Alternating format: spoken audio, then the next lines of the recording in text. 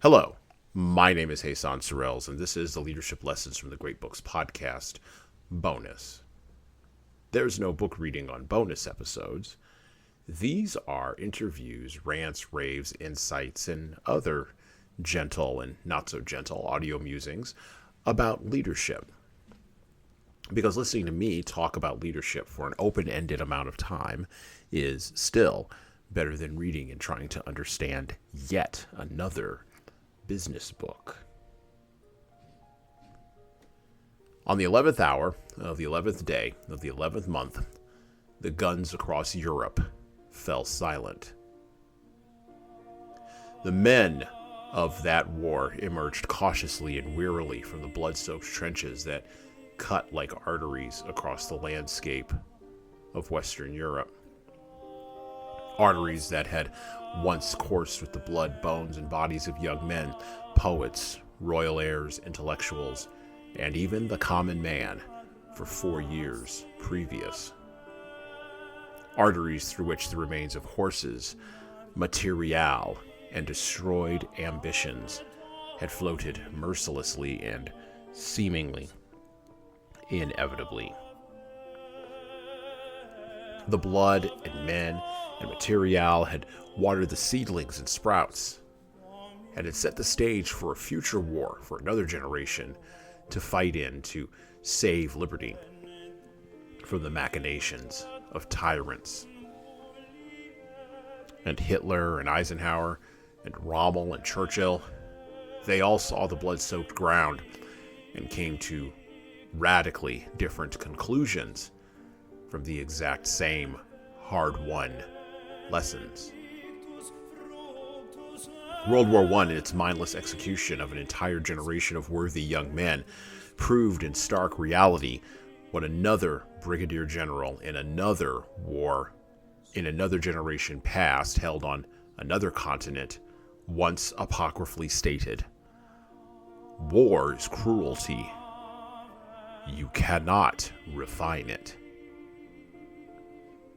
And as the guns quieted, the poets and the writers and the intellectuals tried to give sense to the senselessness well ahead of the politicians, the thinkers, and even the Monday morning quarterback generals.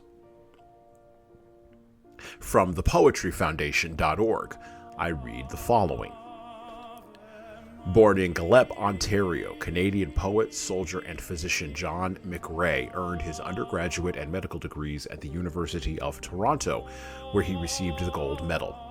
As a physician, he worked at Toronto General Hospital, Johns Hopkins Hospital, McGill University, the Royal Alexandra Hospital for Infectious Diseases, Montreal General Hospital, and the Royal Victoria Hospital in Montreal.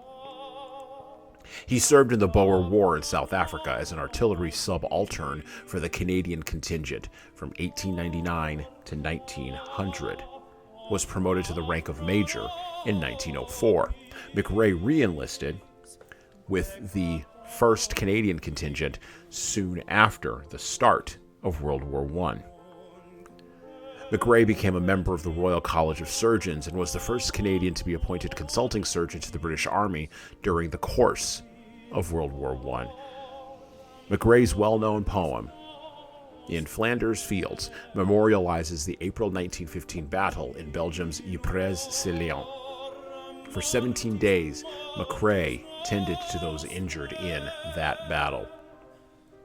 The poem, written after the death of a close friend, was first published in Punch magazine and led to the adoption of the poppy as the flower of remembrance for the British and Commonwealth war dead.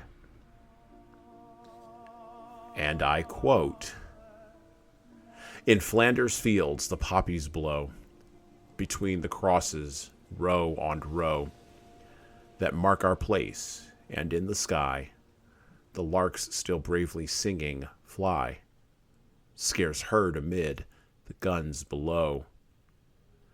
We are the dead. Short days ago we lived, felt dawn, saw sunset glow, loved and were loved, and now we lie in Flanders fields.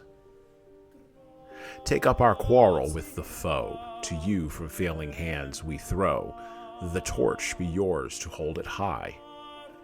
If ye break faith with us who die, we shall not sleep, though poppies grow in Flanders fields.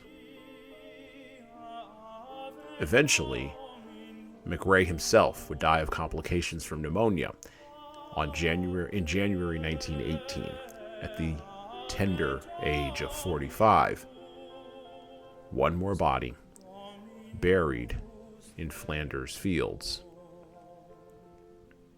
Later, much later, would come the Hemingways and the Dos Passoses, the T.E. Lawrences and the Churchills, the Picassos and the Tolkiens, and the filmmakers and the cultural tastemakers.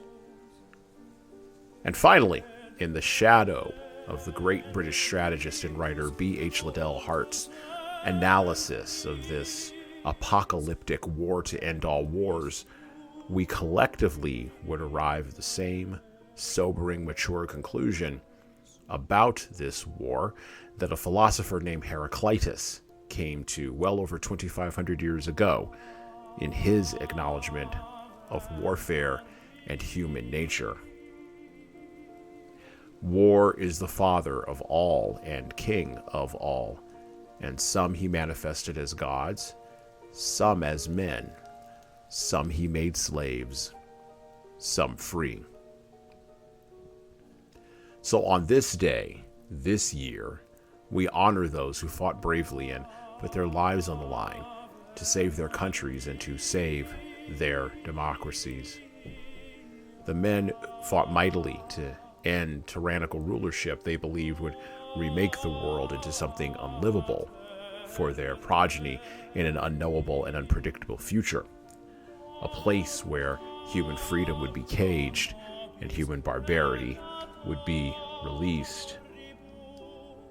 They fought to reduce or slake the flow of mothers' tears and to get bullies to understand deeply the consequences of bullying.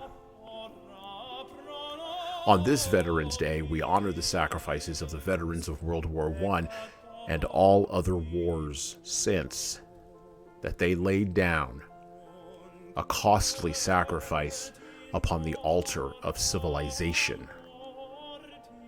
But even more importantly, we offer our prayers that one day man will be redeemed by the living God, his Son Jesus Christ, and by the power of the Holy Spirit. That one day humanity will be able to fully realize the words of the ancient promise, long written down in the book of Isaiah.